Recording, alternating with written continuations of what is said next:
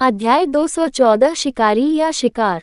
Oliver को इसकी परवाह नहीं थी। वो और चिमिरा पहले से ही मौत की लड़ाई में बंद थे और उनमें से एक के समाप्त होने के बाद ही स्थिति का समाधान होगा। उनके चारों ओर की हवा तनाव से गूंज रही थी, एक मौन स्वीकृति की केवल एक ही इस लड़ाई से दूर जाएगा। पानी उसकी उंगलियों पर संघनित हो गया, अभ्यास की सटीकता के साथ आकार में घूमता रहा।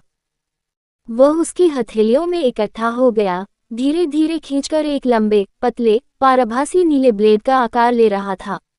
ब्लेड को पकड़ने पर भी पानी ब्लेड के भीतर चला गया। ये निलंबित समय में फंसे तरल पदार्थ की तरह तरंगित हो रहा था, जो भोर की हल्की रोशनी में झिलमिला रहा था। ब्लेड एक दबावयुक्त हाइड्रोलिक जल हथियार था जिसे ओलिवर ने जल कक्ष में प्रशिक्षण के दौरान विकसित किया था। ये सिर्फ पानी नहीं था, ये तरल रूप में विनाश था, जिसे रेज़र की धार से तेज किया गया था। उच्च दबाव पर पानी इतना तेज हो सकता है कि कठोरतम धातुओं को भी काट सके, और ब्लेड उसी सिद्धांत से प्रेरित था जो तीक्ष्णता और सटीकता पर केंद्रित था। त्वरित गति का उपयोग करते हुए ओलिवर चिमेरा के सामने आया, और इससे पहले कि प्राणी प्रतिक्रिया कर पाता, उसने तेजी से हाइड्रोलिक ब्लेड से आगे की ओर काट दिया।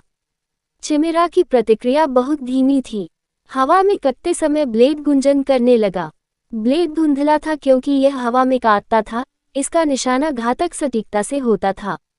चिमेरा तक पहुंचते ही ब्लेड हवा से कट गया, जिसने सहज रूप से अपनी लंबी भुजाओं से तलवार को रोकने की कोशिश की। छींटे! चिमेरा रुक गया, स्तब्ध हो गया, जैसे ही उसने नीचे देखा जहां उसकी लंबी बांह होनी चाहिए थी, केवल आधी कटी हुई कोहनी को पाया, जो साफ साफ कटी हुई थी। साफ कटे हुए हिस्से से खून बह रहा था, गहरा और चिपचिपा, जैसे ही जीव ने दर्द से कराहते हुए चीख निकाली। उसने अपनी बांह के ठूंठ को पकड़ लिया, उसके विचित्र मुंह पीड़ा में हिल रहे थे।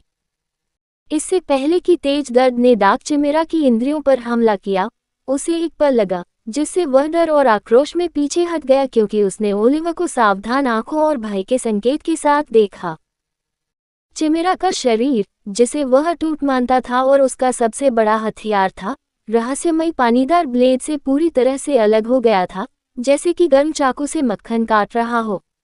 उसका आत्मविश्वास टूट गया, उसकी जगह एक रेंगने वाले आदिम आतंक ने ले ली। ओलिवर की ओर देखते ही चिमेरा का पूरा शरीर जोर जोर से कांपने लगा। जैसे ही उसने ओलिवर की आंखों में देखा, एक अभूतपूर्व भय अचानक उसके पूरे अस्तित्व पर छा गया। उस क्षण आकाश जितनी विशाल दो आंखें उसे निहारती हुई प्रतीत हो रही थी, बस टकटकी मात्र से ही वजन कम हो गया, मानो ऊपर से हजारों पहाड़ बरस रहे हों। हाइब्रिड का शरीर हिंसक रूप से हिल गया क्योंकि उसने स्थिति में अपनी निकटतम प्रवृत्ति का पालन किया, पलायन। इसके दिमाग को शायद इसका एहसास नहीं हुआ होगा, लेकिन संकर के कठोर, पूर्व अविनाशी शरीर को एक तथ्य का एहसास हो गया था। ओलिवर की उपस्थिति जीवन के लिए खतरा थी।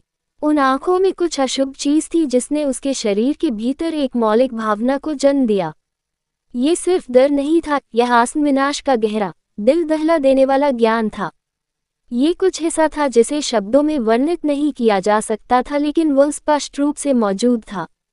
भागने की कोशिश कर रहा हूँ। ओलिवर ने भौहें चढ़ा दी और उसके पैरों की गति धुंधली हो गई। अपनी एकमात्र गति तकनीक का उपयोग करते हुए उन्होंने कल्पना का पीछा किया। जैसे ही उसने दूरी को लगातार कम किया, उसके नीचे की जमीन धुंधली हो गई। चाहे कुछ भी हो, वह उस संकर को शहर में प्रवेश नहीं करने दे सकता था। उसे किसी भी कीमत पर उसे यही सीमित रखना था और फिर उसे भगाना था।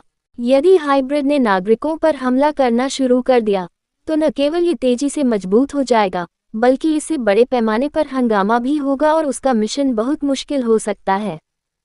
इतना ही नहीं, बल्कि उसकी उपस्थिति उसके कबीले और दूर दूर के अन्य लोगों को भी ज्ञात हो सकती है, जिससे उसकी सभी भविष्य की योजनाओं पर ठोस असर पड़ेगा। वह सब कुछ जिसके लिए उसने काम किया था, एक पल में सुलझ जाएगा।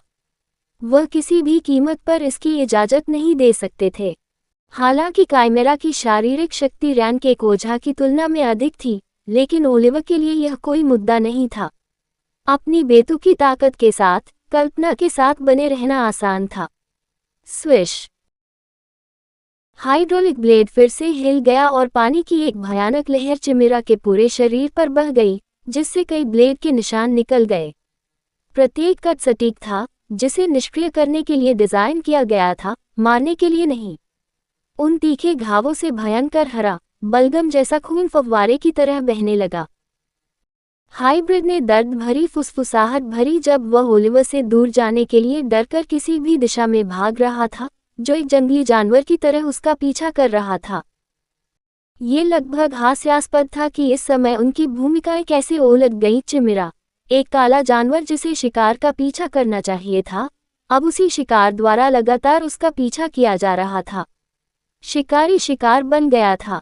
हम्फ। जब चिमिरा ने उससे बचने और उसका पीछा छोड़ने की पूरी कोशिश की तो ओलिवर ने खर्राटे लेना शुरू कर दिया। ये हताश था, लेकिन अब किसी भी तरह की उन्मत्त दौड़ इसे बचा नहीं सकती। जब वे खेल के मैदान में एक दूसरे से भिड़े तो उनकी आकृतियां छोटी रोशनी में बदल गईं। सूरज धीरे धीरे उगना शुरू हो गया था और क्षेत्र में रोशनी बढ़ रही थी। खेल के मैदान पर दो अलौकिक शक्तियों के बीच लड़ाई से विनाश के स्पष्ट निशान पड़ गए थे। सब कुछ जीवंत और ताज़ा था। बजना। शांत सुबह में एक तेज आवाज गूंज उठी जब ओलिवर ने एक बार फिर चिमिरा का अंक काट दिया, इस बार उसका बायां पैर। हाइब्रिड उग्र रूप से दहाड़ने लगा, जमीन पर गिर पड़ा और आगे भागने के लिए खुद को संतुलित करने में असमर्थ हो गया। ओलिवर भाग्यशाली था कि उससे पहले के हाइब्रिड ने कोई पुनर्योजी क्षमता विकसित नहीं की थी, अन्यथा ये वास्तव में एक दुष्स्वप्न में बदल जाता। हाइब्रिड ने ओलिवर की ओर देखा, जो शांति से उसे देख रहा था और बेचैनी महसूस कर रहा था, उत्सुकता से खुद को दूर खींच रहा था। इसे अपना अंत करीब आता हुआ महसूस हो रहा है। अब आपके भूख भगाने का सामना करने का समय आ गया है। बुदबुदाते हुए ओलिवर की आंखें ठंडी हो गईं और अगले ही पल काली काली लपटों की एक धारा ने पूरे चिमिरा को अपनी चपेट में ले लिया। गर्जन। यह अपने अंत में एक जानवर की संघर्ष की भयंकर दहाड़ थी। अपना दिमाग खो देने के बाद भी कल्पना ने ओलिवर के पास जाने की हिम्मत नहीं की। चिमिरा में पैदा हुआ डर इतना प्रबल था कि अपने अंत में भी उसने ओलिवर से बचने की कोशिश की, जो स्थिर खड़ा हाइब्रिड रेंगते हुए देख रहा था। ऐसा लगता था मानो लड़के की उपस्थिति ही प्राणी को आतंक से पागल करने के लिए पर्याप्त थी। कहानी खत्म। अलविदा।